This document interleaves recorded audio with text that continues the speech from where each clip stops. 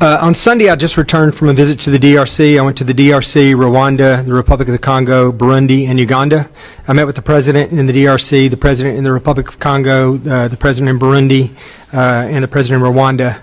I left encouraged in some ways and discouraged in other ways, as you can imagine. I feel like that there is unbelievable potential in the area for peace and security and for the killing and the bloodshed to stop. The resources there are just through the roof, and tens of trillions of dollars in resources. DRC could be one of the wealthiest countries on the entire planet.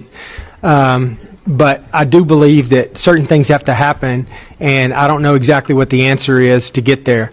I think that, for this to exist, the Eastern DRC has to be an area where everyone has a vested interest in the safety and security and the ability for foreign companies to come in and invest in the area.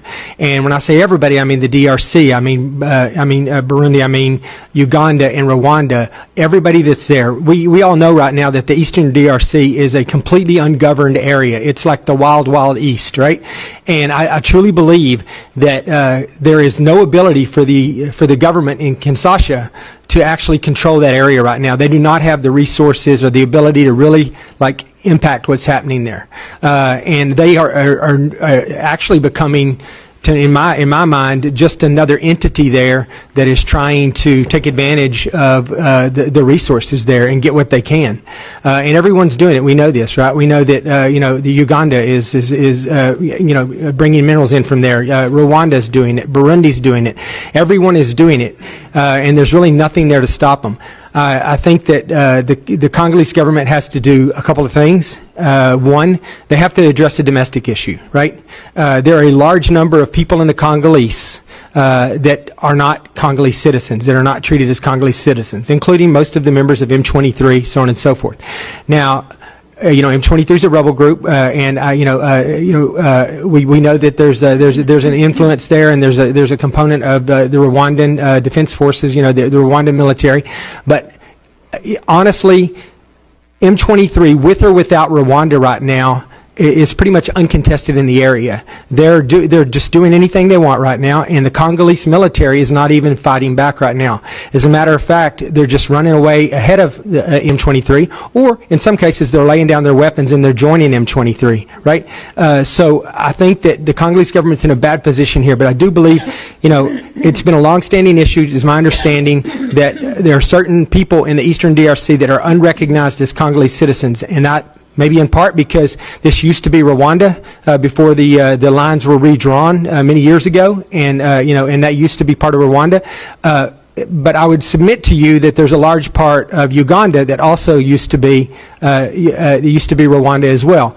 And after it's been redrawn, now it's Uganda. Those people were immediately assimilated and treated as Ugandan citizens, but that has not happened in the DRC.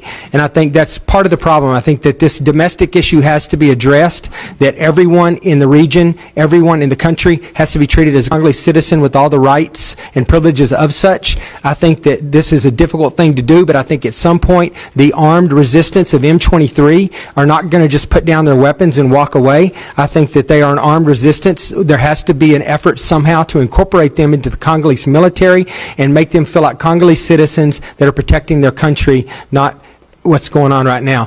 I think that that's one of the problems. I think the other problem is that they have the domestic problem, or they have the international problem, obviously, which mainly focuses right now with around the relationship with Rwanda.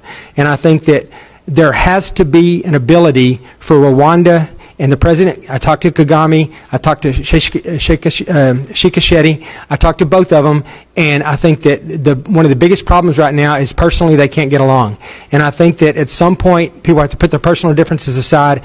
This has to be a region that's beneficial for everybody, that everybody sees profit, and everybody has a reason for that to be an area of stability, right? And I think that I don't know the answer to this for sure, but the neighboring countries have to benefit from the minerals that are in the Eastern DRC as well, whether that's they have some refining capability, and the minerals are mined there and refined elsewhere, or there's a refining capability in the DRC, refining capability in Rwanda. Everybody has an ability to make some money from what's going on there. Then I think everyone will have an interest in making sure that this is a safe and secure area. They're going to need foreign investment to come in. They're going to need other countries' businesses to want to come and operate there. Right now, that can't happen because there's not the required level of safety and security, and there's not the lack of corruption. It doesn't, there's going to be a certain level of corruption everywhere you go. But when I was there, I was shocked at the level of corruption there. I talked to a Swiss company this morning, and they told me that their company was worth something like $18 billion, and they got a tax bill last year for their company for $80 billion, which is ridiculous, right? And so they protested it, and they got it reduced to $1 billion, which is still hundreds of times more than the profits that they make in the year. So they're being taxed at an unreasonable rate. Bribes, obviously, are a big deal. The Chinese can afford to pay the bribes, or they're willing to pay the bribes, and we as the United States are not. Many countries are not willing to do that, so they end up being able to compete without competition. There's a biased justice system as well. You can never be assured that if you go there and you get into some kind of legal disagreement, that it's going to be a fair judgment, and they're going to rule in your favor if you're in the right. There's manipulated exchange rates. There's unreasonable fines. There's evidence everywhere that members of the government and their family are getting filthy rich from what's going on there, while the population there is starving and living in a horrible environment. I think that we have to come up with a way to fix this. I think that until that happens, a lot of this other stuff is not going to matter. I don't know the answer to this, but I would like to get your opinion, each of you. Do you think that in the current situation that we're in, and obviously there's other issues too, I just want to mention too, just for the record, but there are some, it's not all financial. Now I think a large part of it's being driven by the financial benefit from the minerals there, but I do think that there are other issues at hand too. I do think that Rwanda has a legitimate concern regarding FDLR and the terrorist threat on their border as well. They have a tourism industry that they have to protect that's up in the northwestern part of their country that's really right on the border with population centers there. If mortars and rockets start landing there, there's no more tourism there. I saw, maps, and this because you're from there, from the area. You've been there, some of you, and it's, the city of Goma it's on the border, and it's one continuous city that goes into DRC, and there's no differentiation. So there has to be some level of security in that regard as well. So we need to figure out how we get these governments together, and we come up with a reasonable way that everyone can profit financially from partnerships there,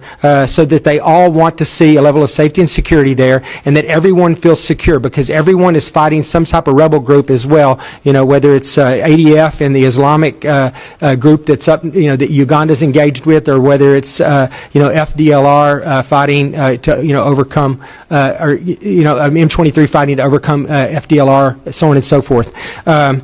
But my question is, do you guys, one at a time, I'd like you to answer me, do you think that the current existing government in the DRC has the ability to do what I'm describing?